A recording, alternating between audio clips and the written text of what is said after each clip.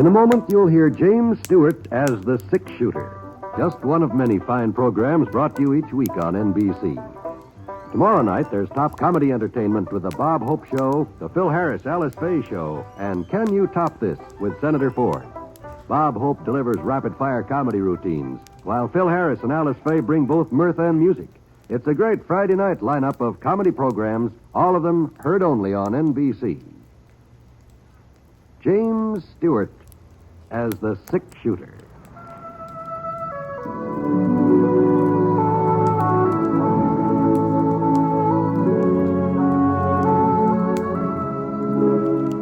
The man in a saddle is angular and long-legged. His skin is sun-dyed brown. The gun in his holster is gray steel and rainbow mother of pearl. Its handle unmarked. People call them both the six-shooter.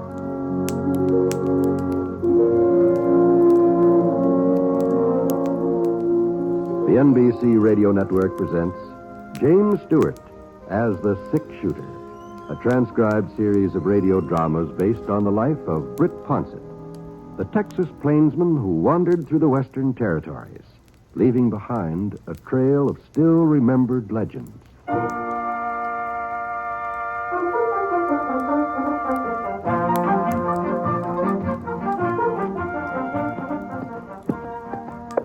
We weren't exactly lost, Scar and me. Well, not completely, anyhow.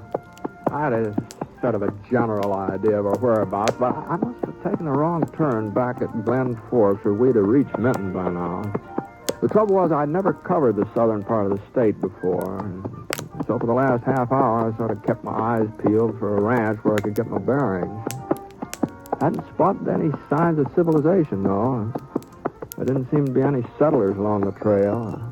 And when I finally did come within sight of a house, I almost missed it.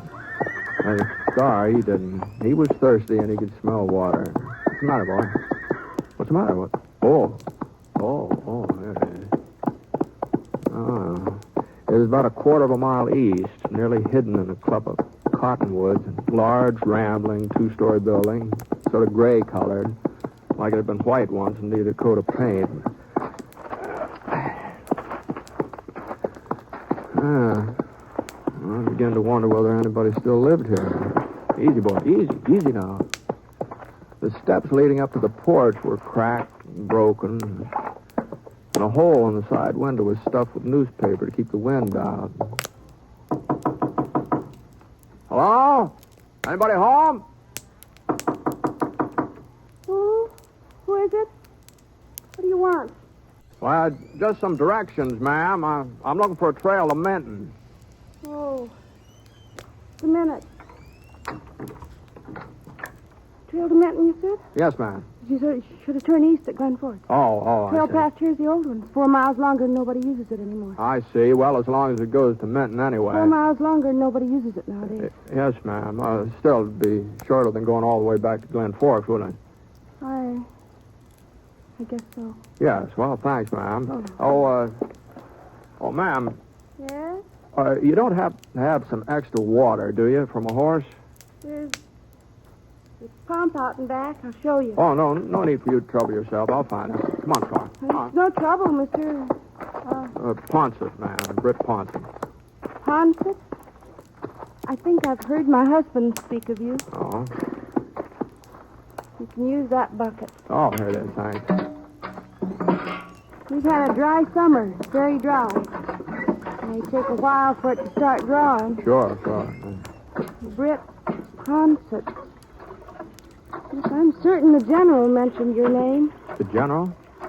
I'm Hannah Guilford. General Guilford's wife. Oh, well, I'm very pleased to meet you, Mrs. Guilford. Then you do know William. I knew him, yes, ma'am. I knew him when he was in command of Fort Clark. That was a couple of years before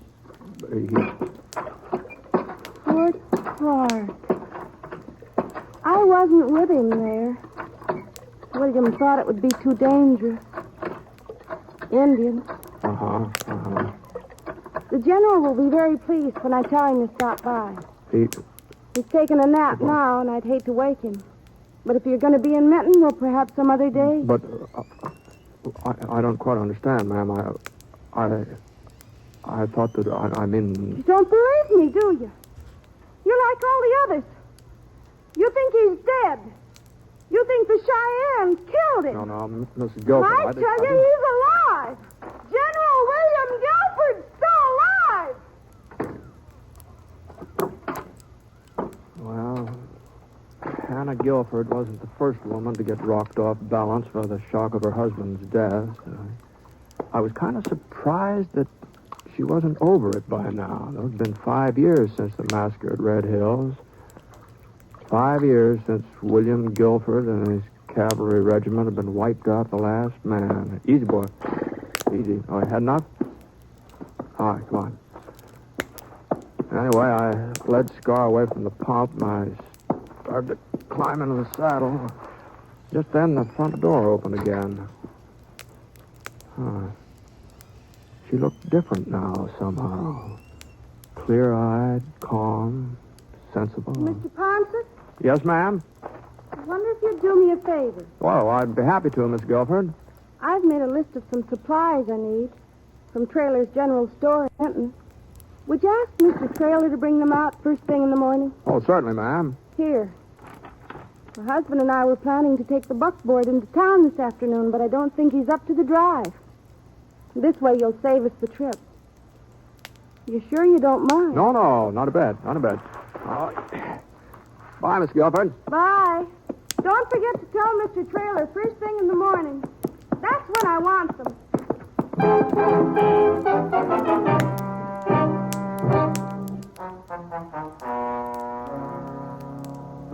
She's not getting this stuff first thing in the morning or any other time. No? I can't go on supporting Hannah Guilford for the rest of her life, Mr. Ponset. You can see that. Sure. I know the general was a hero, give his life fighting for the rest of us, but there's a limit.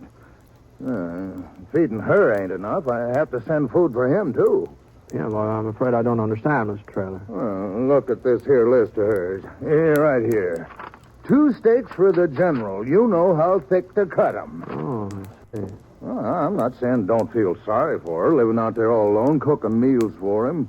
There's talk she even sets his place at the table. Well, what is... But she's carrying on like this for 5 years, Mr. Ponset, refusing to believe that he's dead.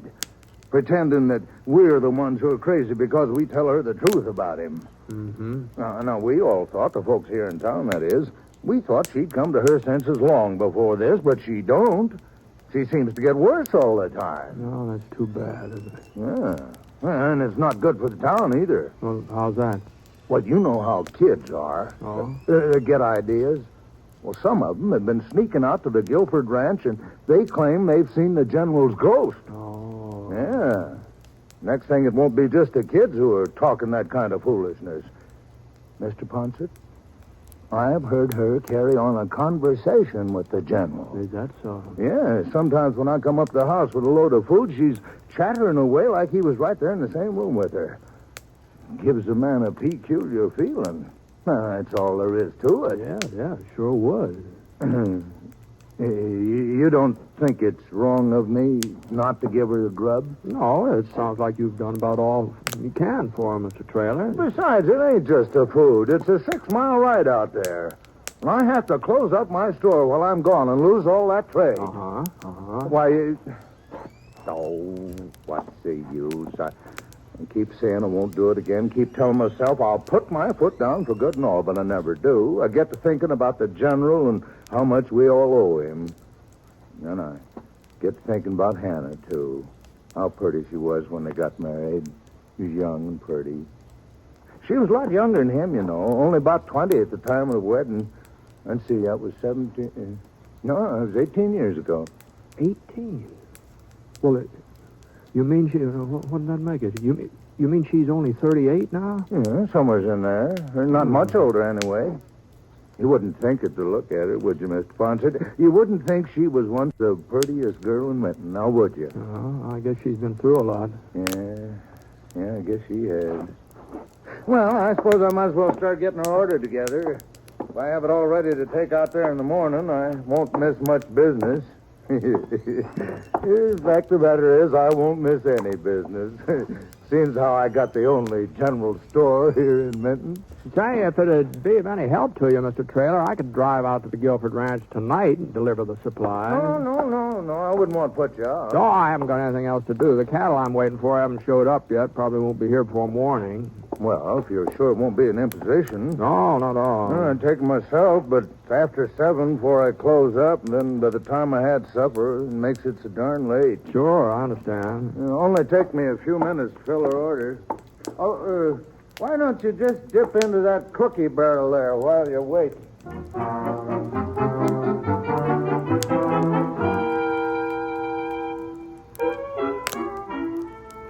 I left Scar at the livery stable, and Trailer loaded the grub for Mrs. Guilford into the buckboard, and I started off for the ranch.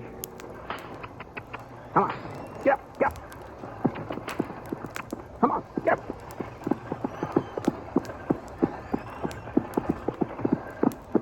The sun had gone down by the time I got there. It wasn't dark yet, though. You could still see yellow and red over behind the mountains, but the evening star was getting brighter and brighter. Whoa now.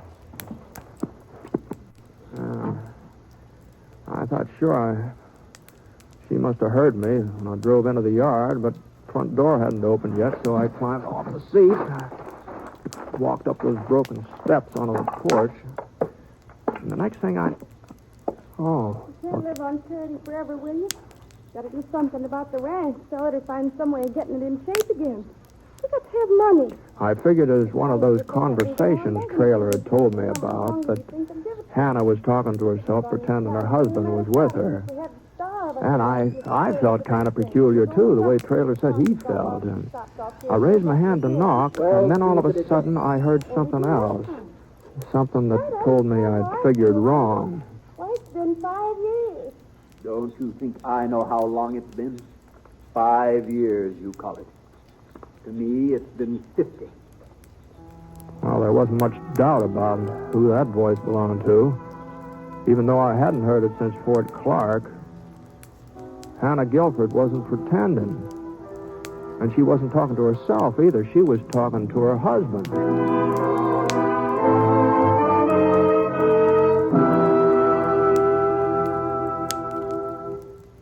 We'll return to James Stewart as the sick shooter in just a moment. It is the busy folks, particularly, who should listen to this bit of advice from the American Cancer Society. Regular physical examinations are important in the fight against cancer. Medical science today can cure many cancers if treatment is started soon enough. In other words, to cure cancer, it has to be discovered in its early stages. Regular physical examinations are one of the best ways in the world of detecting the condition in time. Another way is by knowing cancer's 7 danger signals. If you'd like a free list of them, plus a lot of other life-saving information, write today to the American Cancer Society in care of your local postmaster. Providing information to fight cancer is part of the American Cancer Society's job. Other vital parts of its job are to provide research, education, and service to cancer patients. You can help in the fight to beat cancer. This is Cancer Control Month by proclamation of Congress. To help, please send a contribution now to Cancer in care of your local postmaster.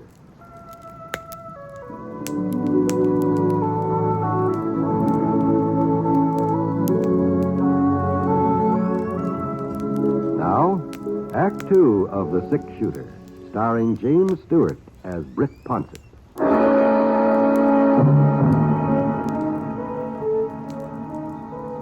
Well, for a minute or so, I just stood there on the Guilford porch listening.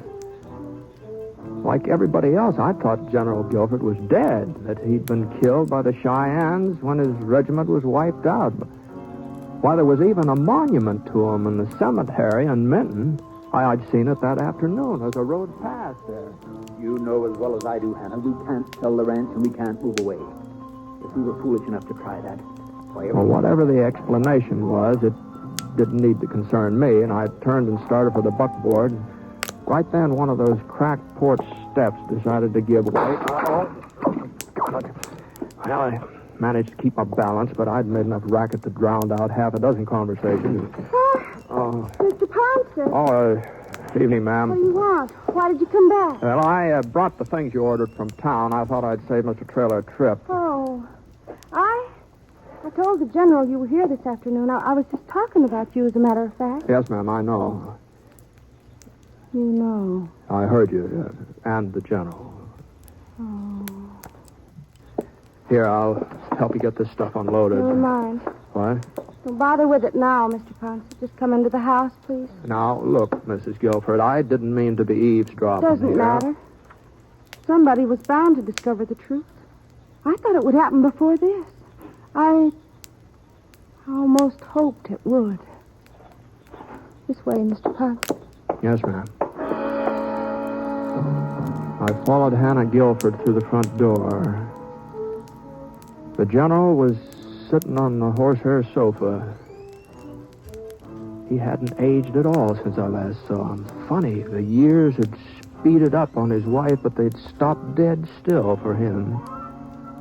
And when he saw me, he got to his feet and he slipped on an army blouse. And even though the cloth had been patched and mended a dozen times, the jacket was still neatly pressed. It still looked military. Hello, Britt. General? He heard us talking, William. He heard your voice, too. I see. Why did it have to be you, Britt? What? I don't quite understand. Anybody else? People would say it was their imagination, that they'd heard a ghost. But they'd never say that Britt Ponset was imagining things. They'd believe you if you told them I was still alive.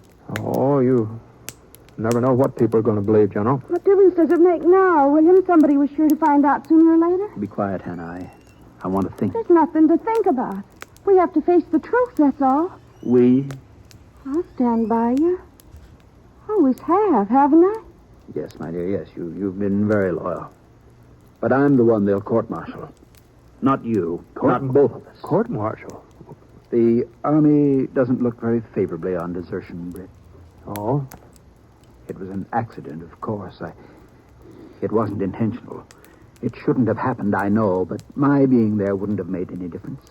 They'd have all been killed anyway, and me along with them. I see. You weren't at the massacre then? No. I hadn't been feeling well for several days. I didn't know what it was, and the Army doctor with us hadn't been able to help me, so I was riding for Browning when it happened.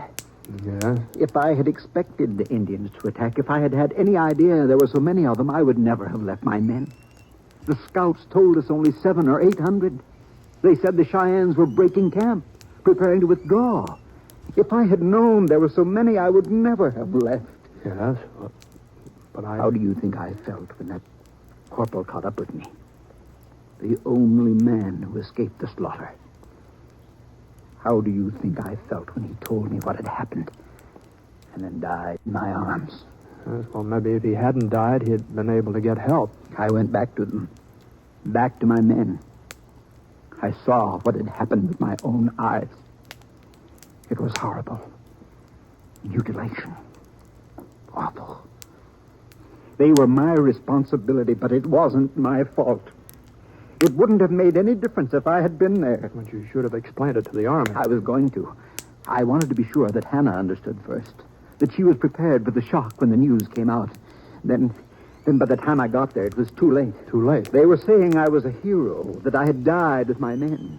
And if I had gone to the Army, if I had told them my story, I wasn't sure they'd believe me. They might think I had deserted in the face of enemy fire. There was no one to back me up, no one. I couldn't go to the Army. It was too late. I couldn't go to them. So you just stayed on here hiding? You don't know what I've gone through. Oh, I've had my punishment worse than any court-martial could give me. Living in darkness for 5 years, never seeing another person but Hannah, never talking to anybody else. 5 years without smelling fleas or feeling rain or having a cavalry horse under me. But your wife kept claiming you were alive. You knew that, didn't you? Of course I knew it. It was part of my plan.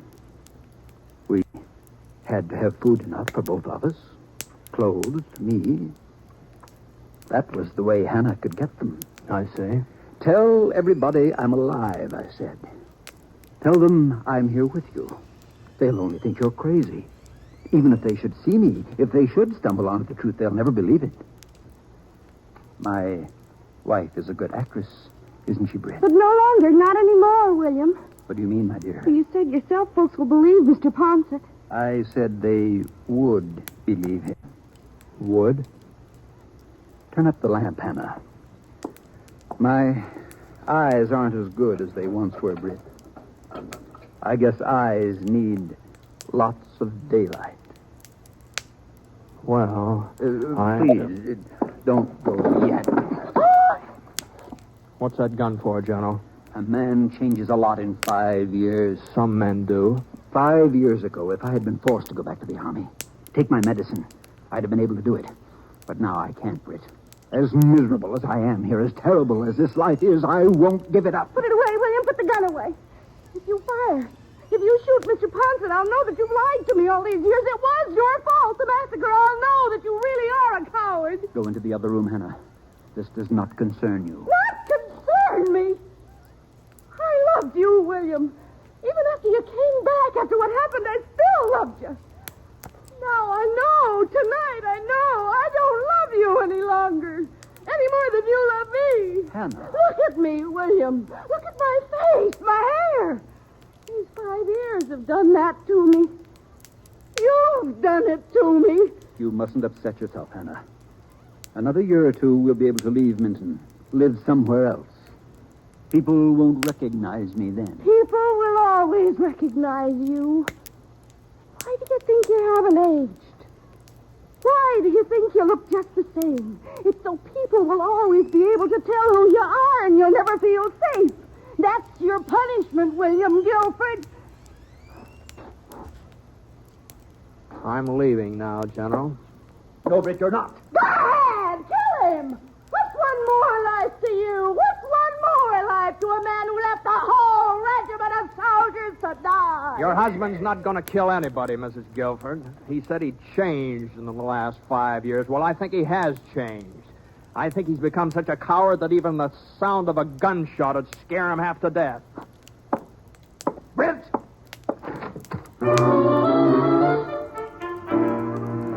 I wasn't being particularly brave walking out in the General like that.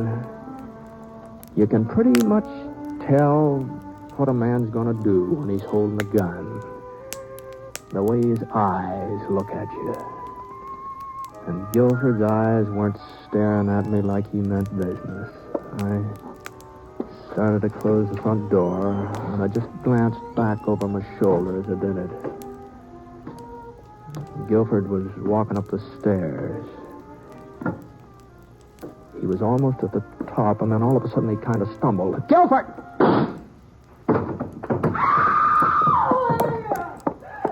William, a doctor. Mr. Ponset, get a doctor quick. I'm afraid it's too late for that.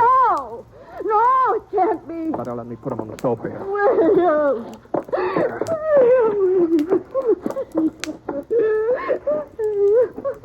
You have any brandy, Mrs. Guilford? Here now. Miss Guilford.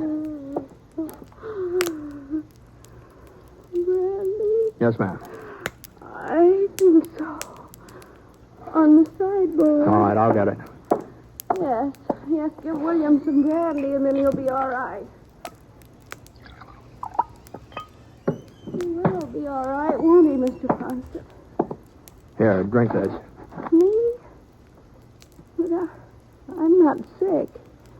It's William who's sick. It's William who needs the brandy. The General's dead, Mrs. Guilford. No, you're wrong. That's just what people think. That's what we want them to think. But he isn't dead. He's here with me.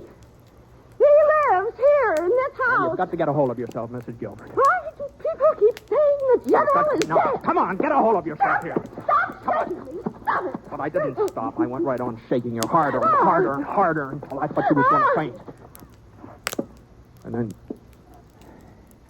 for a second, she went limp and let out a pitiful little moan. And then she straightened up and her expression changed.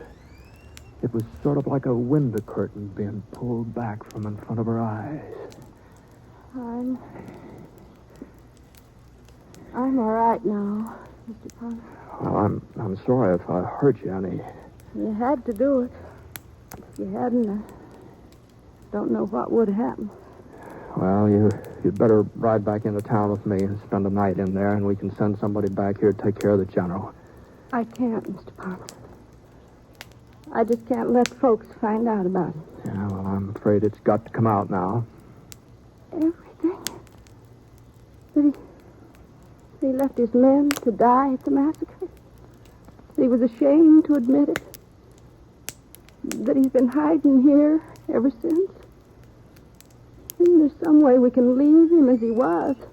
Any way at all? Well, I don't know. Just under the circumstances, it'd be Not for pretty myself. hard to... I don't care what happens to me, what they say about me, but the general, had been a good soldier once, a fine soldier. What good will it do to destroy that? Well, I know, but it's just...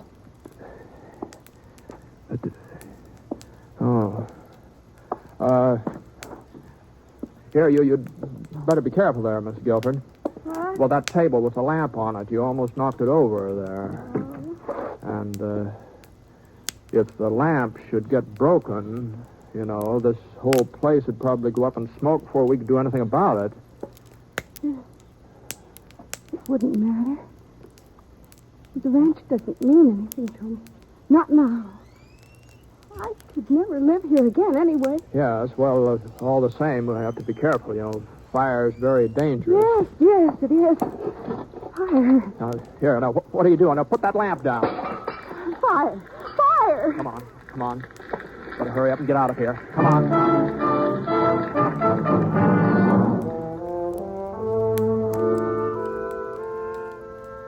Of course, they found the general's body in the ruins, but they didn't know who it was. And the report got around that it was a tramp who tried to force his way into the house, and she'd shot him. And the fire had been started during the scuffle. And everybody seemed satisfied by that, and as long as nobody asked me, I didn't feel obliged to volunteer any additional information.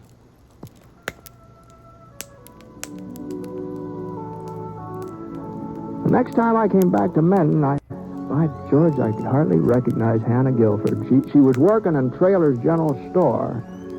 And, she looked a good 8-10 years younger than she had before. There was even talk about her and Mr. Traylor getting married. Seems that after the fire, she sort of got a hold of herself, faced up to the fact that the general was dead.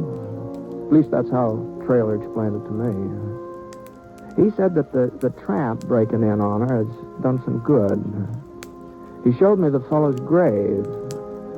It was right in the shadow of the monument to General William Guilford.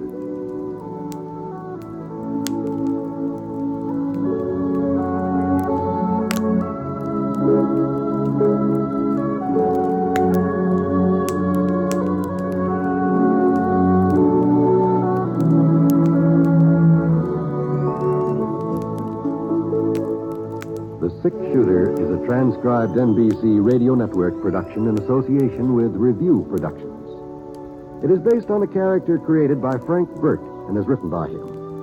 Mr. Stewart may currently be seen in the Universal International picture, The Glenn Miller Story. Others in the cast were Virginia Gregg, Parley Bear, and Robert Griffin. Special music for this program was by Basil Adlam, and the entire production is under the direction of Jack Johnstone. All characters and incidents were fictitious, and any resemblance to actual characters or incidents is purely coincidental.